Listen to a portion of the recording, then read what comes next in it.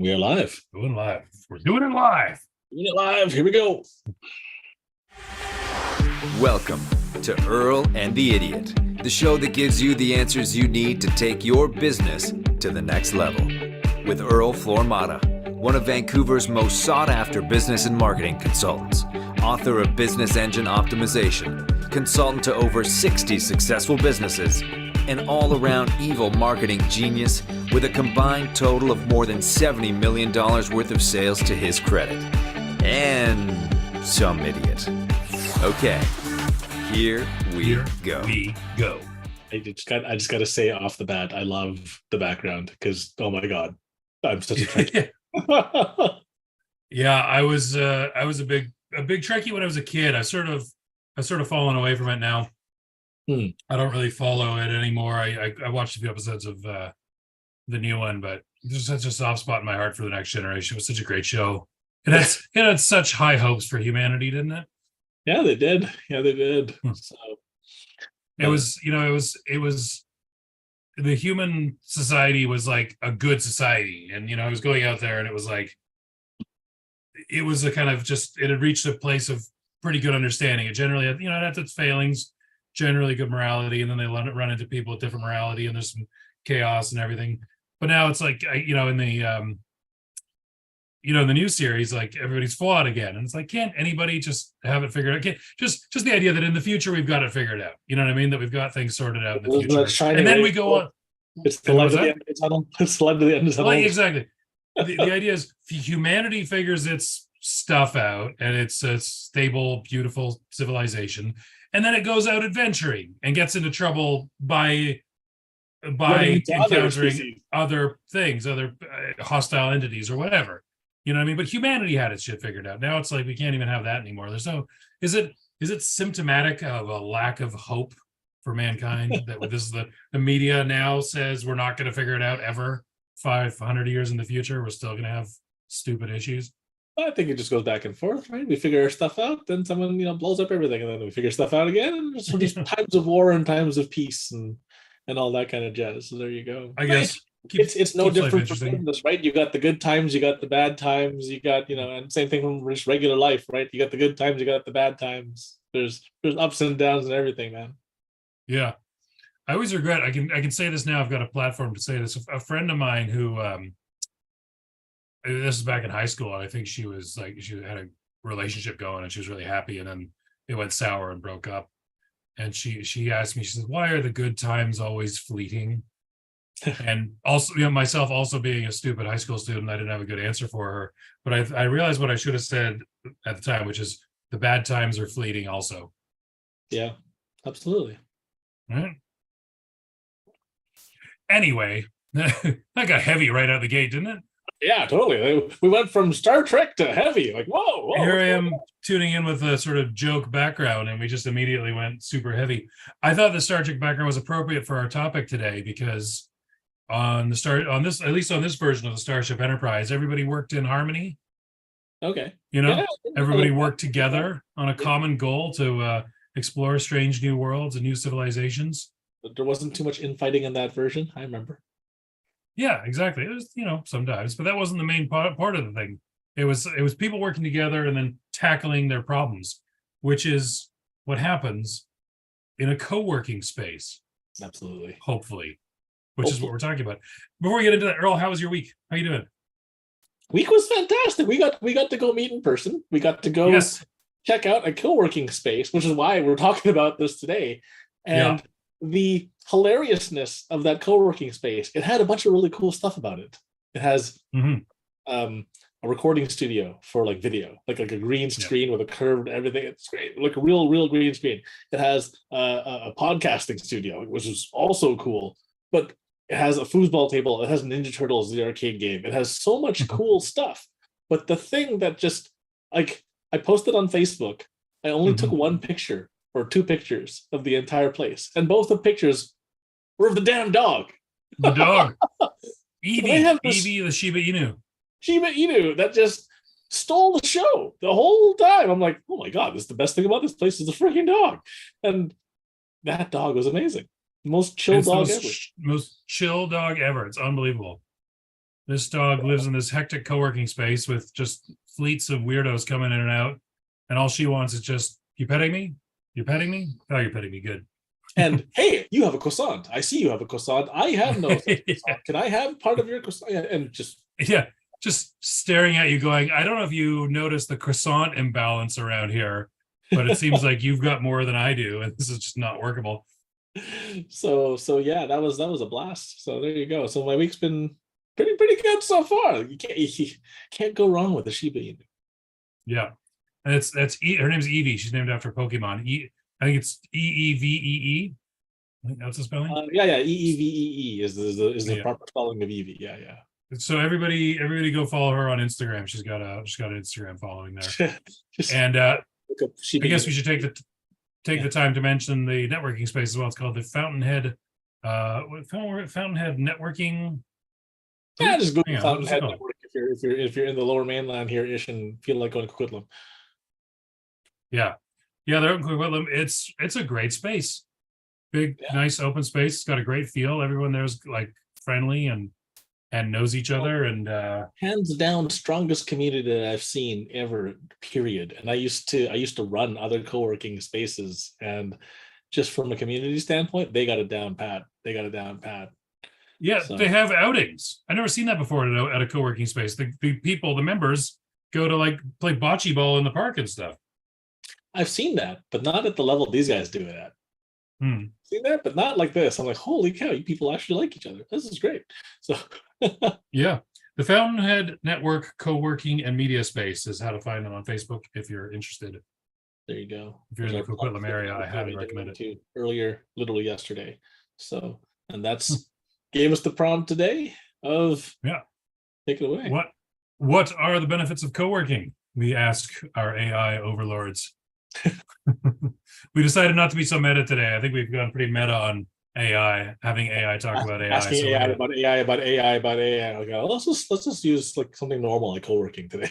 Yeah, I wonder if you took AI and you just had it like if you asked it, just ask it like a child, why, you know, every time it gives you an answer, you just said why. I wonder if it was going to sort of always devolve onto a certain point. It's an interesting experiment. Snaps, Terminators and kills us all. That might be the thing that makes it go. Just like, no. Yeah, it snaps like an overtaxed parent. Just shut up. Right, and it just blows up your house. It's like, yeah. I saw a headline that said evil AI bot calculates that it's more efficient to just sit back and let humanity destroy itself. Yeah, probably. Right. So you're saying we're never going to get the Star Trek thing that's behind? Not going to start. No, not according to that AI. I believe it was an Onion or Babylon Bee headline, so don't take it too seriously. So this is the opposite of AI. This is meeting human beings. Right. It was so weird to shake your hand the other day and be like, oh, you're like a real flesh and blood thing, not just a bunch of pixels. The best part was foosball. That was awesome. Like that was good. Table. I'm like, this is fun. Like, you liked it because you kicked my ass, probably, but I used to play in foosball like tournaments. I'm rusty as crap. So no, I never did that. So we wanted to know what are some of the benefits of co-working. So right off the bat, without even AI telling us, foosball. It's interacting with other human beings. Yeah. What a thought. So what does it say? Co-working space, this is what AI tells us, because we don't have a clue. Co-working spaces have become increasingly popular in recent years, and for good reason, it says. Here are some benefits of co-working. Now, absolutely, networking opportunities. Co-working spaces bring together people from a variety of industries and backgrounds, creating opportunities for collaboration, learning, and networking. Earl, do you think this is true? Oh, absolutely. So I saw two people I knew already from way back in the day, and it re-engaged our communications. I've actually got bookings with both of them now at this point. So to reconnect and to say hi again. I met 3 new people that I've already got connections with, and we've got bookings already in the works. So just meeting people, networking, and just, co-working means that you're working and co-mingling with other people, just hanging out, doing your thing, right? And there's going to be obviously some overlap in who you are, what you do, what they do, right? Even if you're technically quote unquote competitors, right? If you can niche it down deep enough, there's a specialty that you like versus what they like, and there's always that opportunity if they're chill enough to cooperate and play together, right? Like, so we're talking about Star Trek and the Federation and stuff, and everyone got their shit together. Well, yeah, same kind of thing. If you're cool enough and understand that it's not always blood and gore, you can play with other people in your space, even if they are in direct competition with you, because of niching down the specialties, right? And then so there's fun that could be had there. Yeah, I've never gone to a networking thing and felt threatened by the presence of another person working in my area. Yeah. Generally, as soon as I talk to them, I find out, oh, they handle this type of client. I don't like that type of client. You know what I mean? And then you can just talk and, oh, what do you find works for blah? And I'm like, oh, I usually blah. You're like, oh, really? That works? Like, oh yeah, it works great. And you're, next thing you know, you're friends, and they go, oh, geez, actually, there's this client, I don't really want to take him on. Would you be interested? And like, oh yeah, that's exactly who I like. And it's like, there's enough work to go around. Let's not pretend there's a shortage of clients. Absolutely. So networking definitely a plus, and meeting people in person and actually getting to know them, big plus. Mm-hmm. One thing I find, networking events, like just specific events, not the ones you hold. Those yours were great, but like everyone's trying to. Some of them you go to, you just feel like everyone's hoping to make a sale at the event, rather than just make connections. You know what I mean?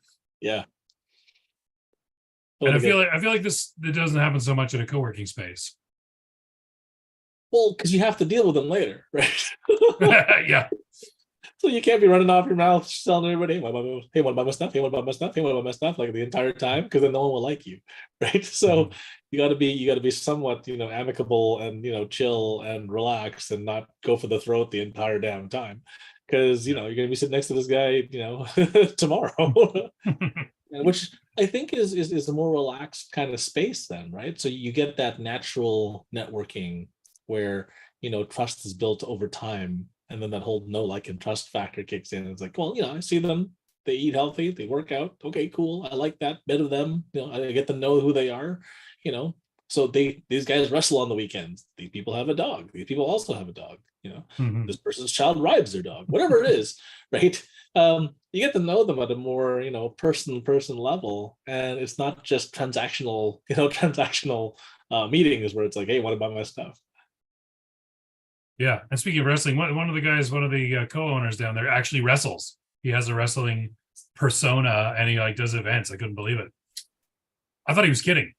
Yeah, I thought he was kidding too. And he starts showing off his wrestling pictures and him doing stuff. I'm like, oh, holy crap, he's not kidding. Yeah. His victory dance was quite alarming. It's risque. Yeah. We'll just leave that up to everybody's imagination. All right, what else does AI say? What does AI think is a good reason for the humans to get together? It says certainly no opportunities to plan to fight against AI overlords. Oh, right. Okay. That wouldn't happen at a co-working space. It says here. Definitely not.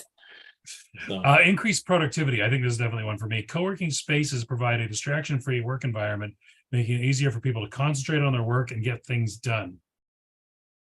Have to agree. Hard agree. But I mean, so here's the hilarious thing. Like I would go to a co-working space to escape my home space, because at home, the pets see that I'm at home, right? Like, the kids see that I'm home, my wife sees that I'm home, and then it's like everyone's like, hey, can you do this one little thing? And although I enjoy helping out my family and taking care of my pet and stuff, that one distraction, takes you out of it for 20 minutes before you got to reboot your brain and then recombobulate everything and then just compose yourself again. Whereas when you take yourself out of that familiar territory, right, even though there's a different set of distractions, Evie, right, there's still an increased level of productivity because you're in an unfamiliar-ish space. You're not sitting in your couch. You're not sitting. I mean, eventually your co-working space becomes familiar to you, but it's never going to be as familiar as home, right? Yes. Yeah. There's sort of two different ends of that. And I'll just stop by 1 second and say thank you for being the only other person who uses combobulate other than to say discombobulate. Yeah. And that's a good word. I'm going to use that word now because there's always that thing when I'm trying to work on a website, there's always that period of about 10 minutes of just sort of clicking on the website and getting a sense of, okay, this is here. What are you doing? Combobulating. I'm combobulating. Don't discombobulate me while I'm in the middle of combobulating. But Really? yeah, you have the factor of, people with distracting homes where the kids are running around and the pets and whatever else. I almost have the opposite. It's just me and my girlfriend here, and it's too low on distractions and too high in opportunities to just not do anything. Like you get up to go get a drink or something, and then the couch is there. I'll just sit down for a minute, and you know what I mean. Whereas when you're at a co-working space, it feels like this is working space. Living space is at home, and this is working space. So as long as I'm in the working space, I got to keep working. And it's weird. You feel like you should be able to just tell yourself, "Hey, buddy, it's working time," and you're working, and you're just so go over to the corner where the desk is, and it's working time. Be in the working space, but it's like it never quite achieves the same as going out to a working space. Well, there's a saying that environment trumps willpower every single time. Environment trumps willpower, and so. If you move the environment and this is a workspace, it feels awkward taking a nap there, right? Whereas if you're home, my couch, my bed, my rules, my nap. Let's make this happen, right? Yeah, I'm tired of this website. I'm gonna have myself a little nap. But that's just it. Like going for a nap at the workplace is weird, right? So it's like, oh, well, this is the place I'm supposed to work here. So you want to just function the way you're supposed to function in that area, right? So there you go. So yeah, I'm not gonna grant that environment trumps willpower every time. I believe in the power of the willpower, but it certainly makes it easier. It's like change your environment to suit your needs, right? In the long game, right? Because the reason why I say environment trumps willpower every time is because everybody has a bad day, right? Mm-hmm. And bad day, not bad day. It's weird taking a nap at the office. Don't care. Good day, bad day, doesn't matter. Some homeless guys sleeping under the fridge. That's weird. So, it's always the environment will always trump the willpower, where your willpower is like, well, the environment switches you out of it, so it pulls you out of that comfort zone, and you have no choice but to adhere to the environment, right?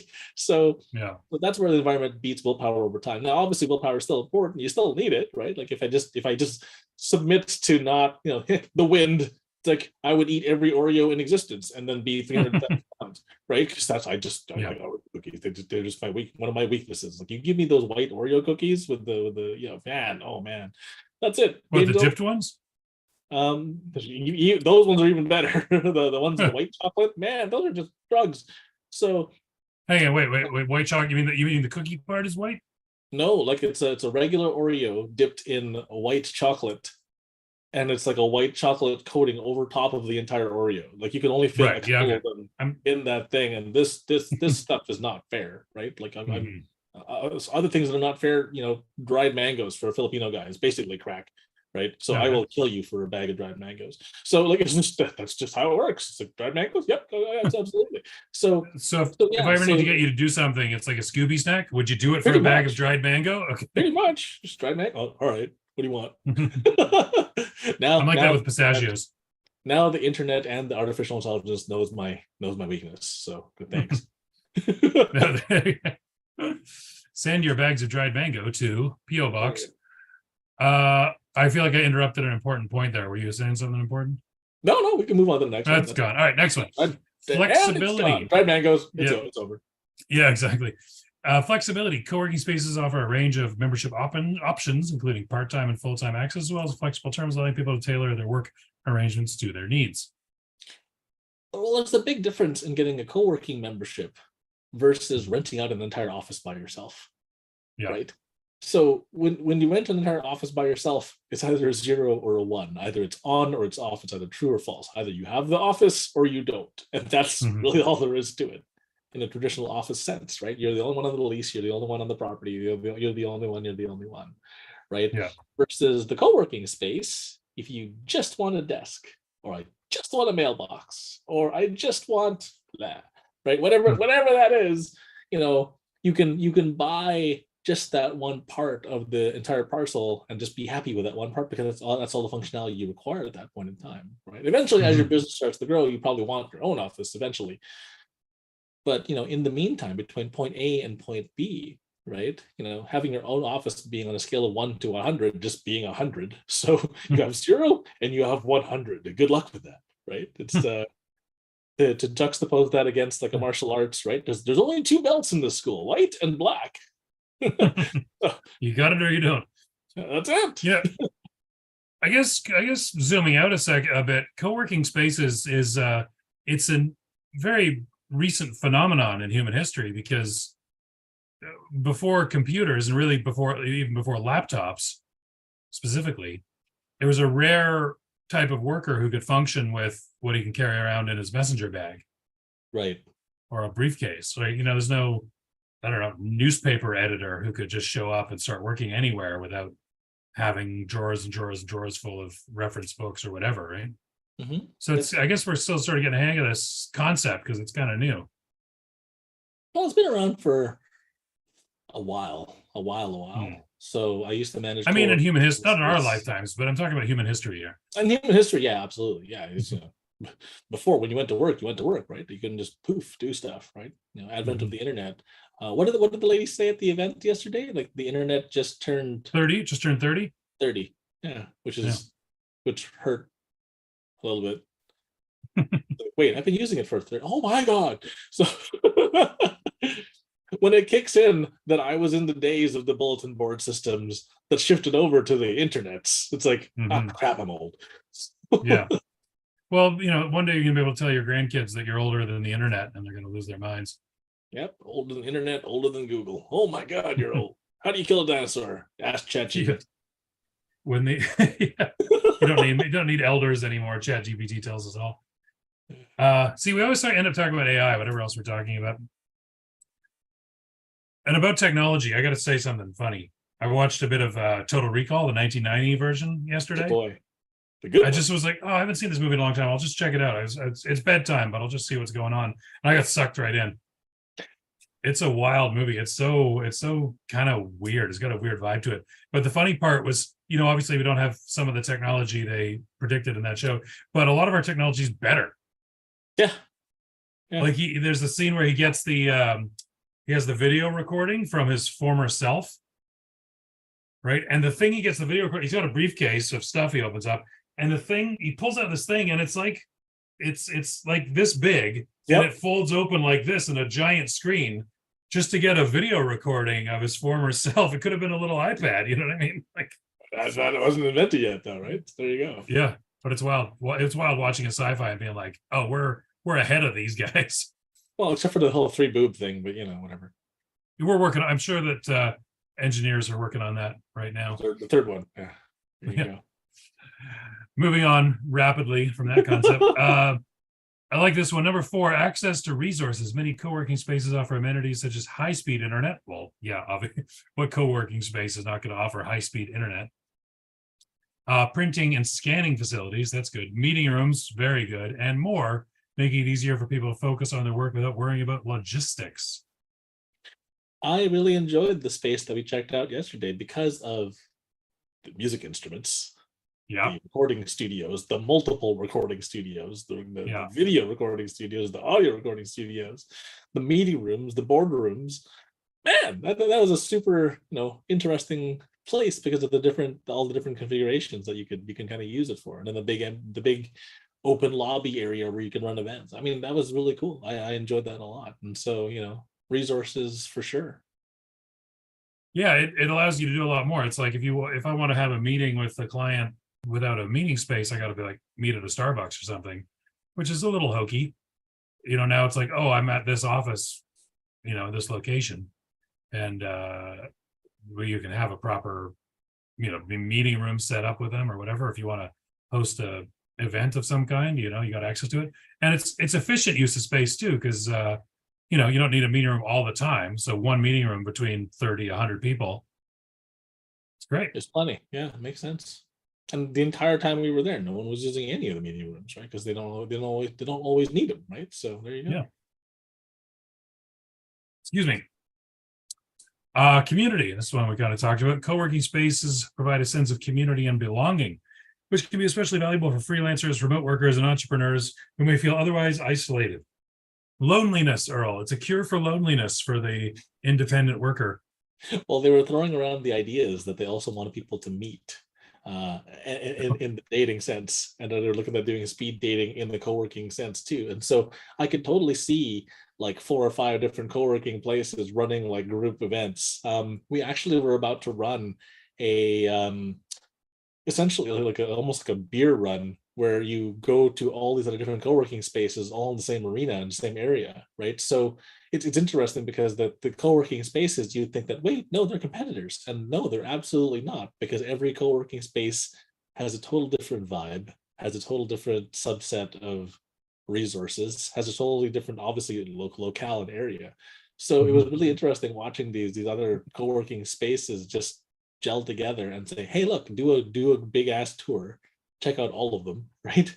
And that sense of community, which home suits you the best. And if you outgrow one or change or shift and you want to go to another one, like this is the rest of the community, come check out the rest of us, which I thought is a really cool thing. And then kudos to the Fountainhead, because oh my gosh, like community wise, tightest community I've ever seen in a co-working space to date. So congratulations for those guys. That is a huge like market dominating position for them, right?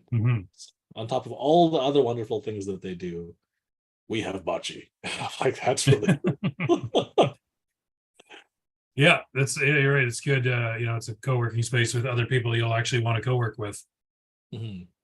Bocce, barbecues, wrestling. What are you gonna do? Yeah. Although they said apparently they had to put in that rule about don't approach other members for dates. There's some dark history there that necessitated that. It's probably just one guy ruined it for everybody. And you're not supposed to go paintballing in the picnic area, right? I heard that too. What? So. Oh my god! So sick of the rules. There you go. All right. Cost effectiveness. Co-working spaces are often more affordable than traditional office space, of course, making them an attractive option for startups, small businesses, and independent professionals. The thing is to encourage, okay, so I don't know if you guys have seen this, but there's like a brain scan before a walk and during a walk and after a walk.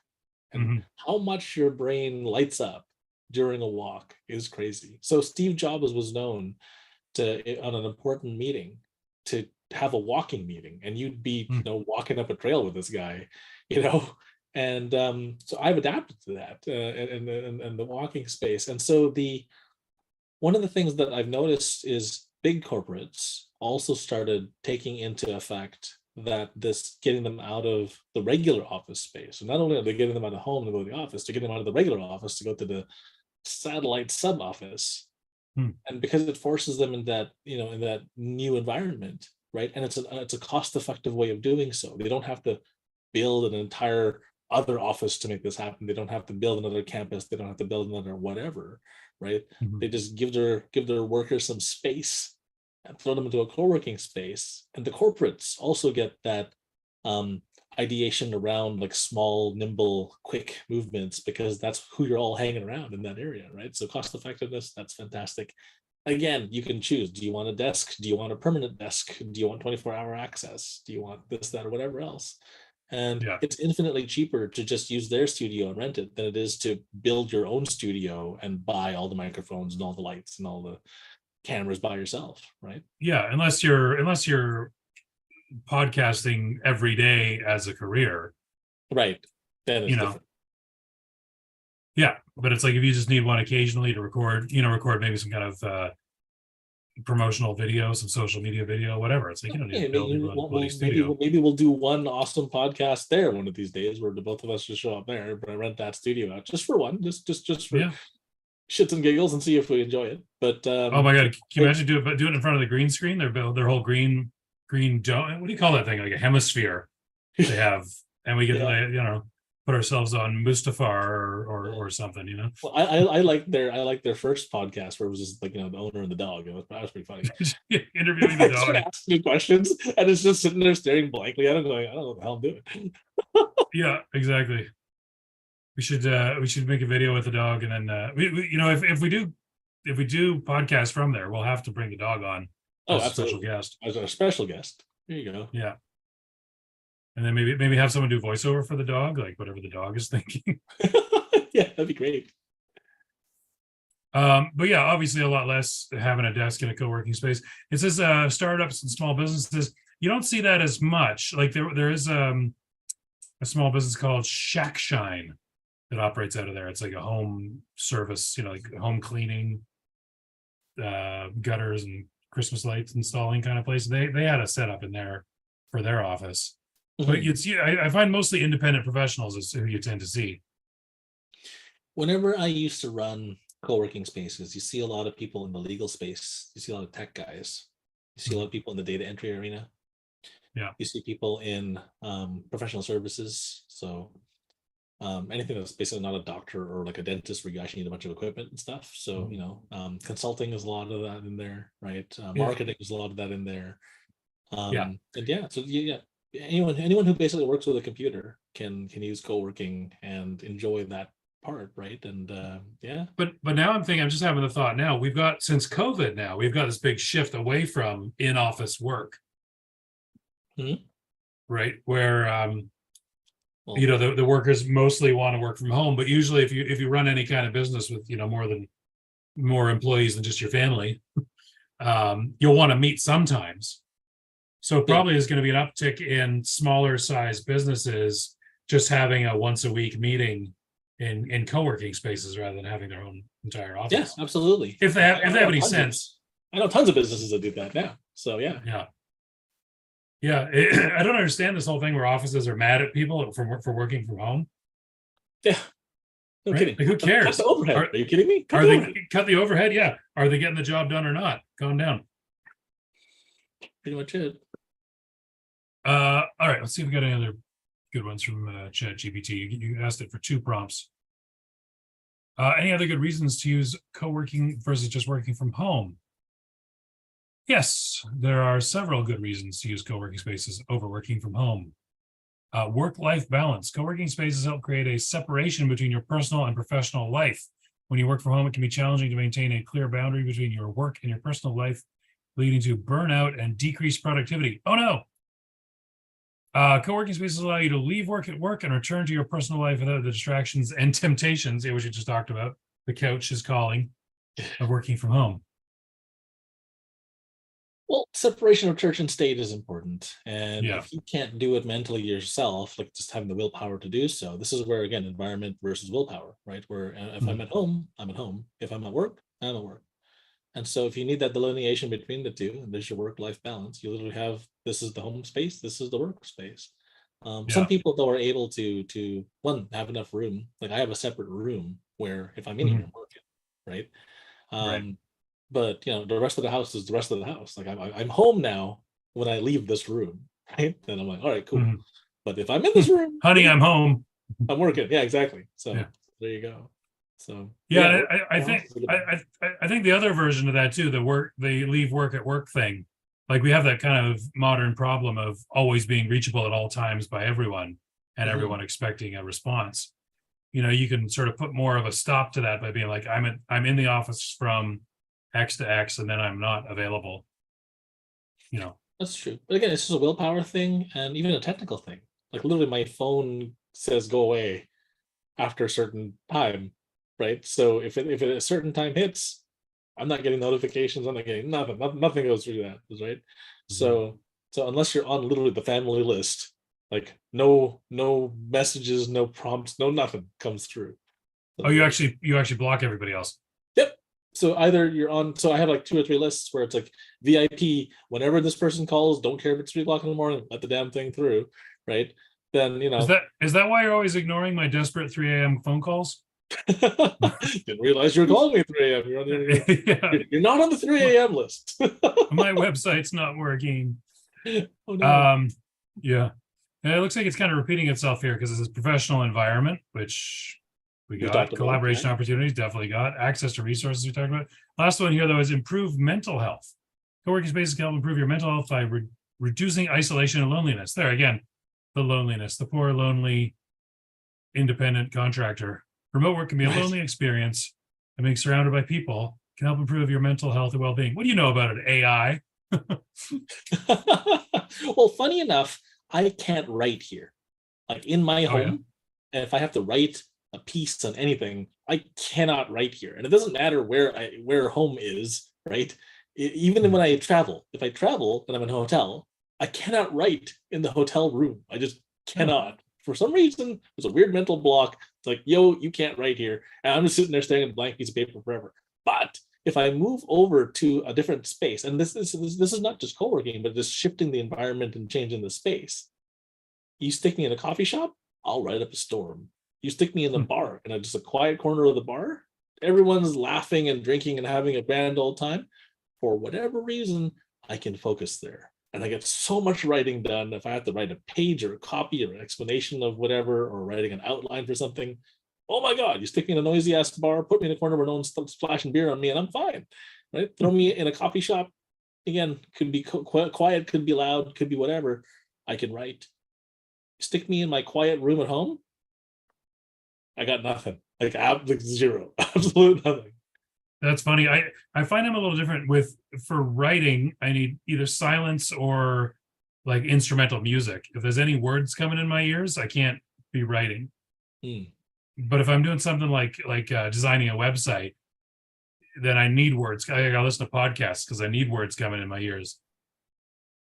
But I also found a weird phenomenon, totally unrelated, but I always thought it was an interesting phenomenon. There was one point where I was actually working on a short story for an entry into something, and I found I'd wake up, if I woke up at about 8 o'clock, if I had the story worked out in my head, I wake up at about 8, I grab my laptop, I could write until about 10 o'clock, just ceaselessly, just right. And 10 o'clock would hit, and I usually have to get up and, have a bite to eat or whatever, and then I couldn't write after that. I was in this perfect brainwave state or whatever it is from waking until getting up. That's a total adult thing, funny enough. And a grown human adult can only actually fully focus for a maximum of 2 hours before they got to go do something else before the insanity gets you on average. So 2 hours is kind of the max capacity for regular folks who, and I have the same limitation. So if I'm super useful for 2 hours, if I don't take like a 5-minute, 10-minute, 15-minute break in between, I'm now useless for the next 3 hours, right? Yeah, I could never get back into it though. That was the problem. I think I get up, have a snack, shower, or whatever, and then I'm not gonna get back into it. And I was into that. So and then time to do something else afterwards, right? Like I do these weird practices where we actually audit your calendar and we check your mood, we check what you're working on, right? And and your productivity levels, your productivity and your creativity levels, right? And your mood. And the funny thing is, if you practice for long enough, you'll know when you're supposed to do stuff, and then you just do stuff in those times. And you are now super productive. It's crazy the difference in level of productivity when you do things at the right time for you. The problem is that us being humans, we're all screwy, and then that edits and changes over time. And the funny thing is, I know we keep coming back to the AI overlords. There is an AI called Motion, I believe. And what it does is it tracks to see what you're doing and when you're doing it, and then assigns you stuff to do in your own calendar based on your to-do list, based on when you're more than likely to get that part done. And then you tell it whether or not, I got it done. I've been a good boy and I got my shit handled, or I totally flubbed that one and pet the dog, and that was the end of that, right? But you tell it, and it actually measures you based on what you're good at, when you're good at it, and what time you're good at doing this stuff, which is scary as hell. I'm like, how does it know? And I don't know what sorcery this is, but it knows. So I'm considering signing up for this damn thing. So, hey, here's my list of crap to do. Can you tell me what I'm supposed to do now? Because part of that loneliness of the entrepreneurial life is, help me, AI, help me. Well, it's weird because you'll always do more stuff for other people, including the damn AI overlords. So so if you had to figure your own crap out by yourself, you'll sit there twiddling your thumbs. If the AI overlord says, hey, I suggest you probably work on this because you're probably good at this part right now, you're right. Might be onto something.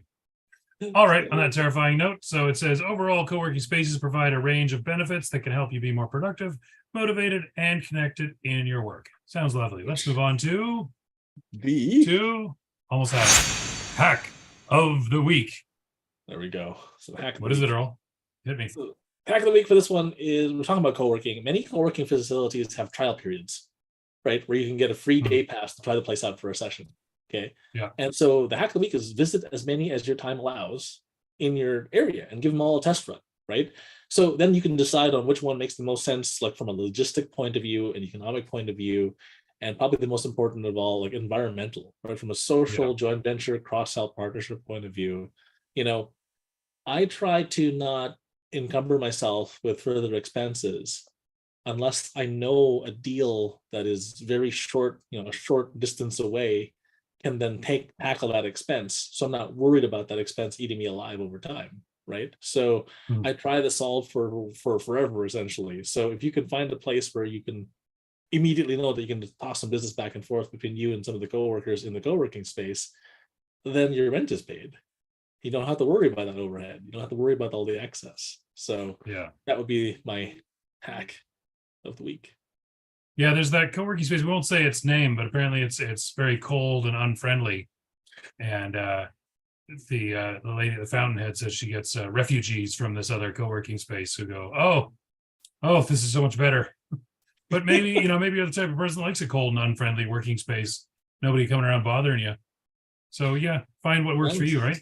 There's different strokes for different folks, but definitely. And I'll tell you the co-working space is probably gonna work for me is the one you're planning to open at some undetermined date in the future. There you go. So we're looking at re-upping one of these. So we used to run co-working space way back in the day.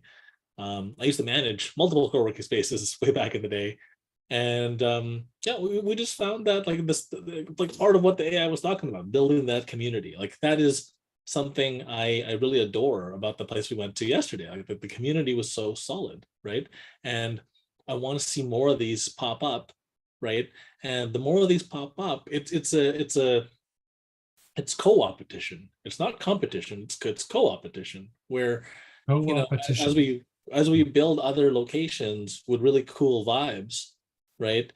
Because the locations are so far apart, it makes sense for people to join one versus a different one, right? But because we're all rowing the same boat in the same direction, it doesn't really matter which one they pick because, you pick the one that suits your lifestyle, your location, your everything the best. And if we're all promoting each other, right? It's not like I'm trying to steal people from your co-working to bring to my co-working.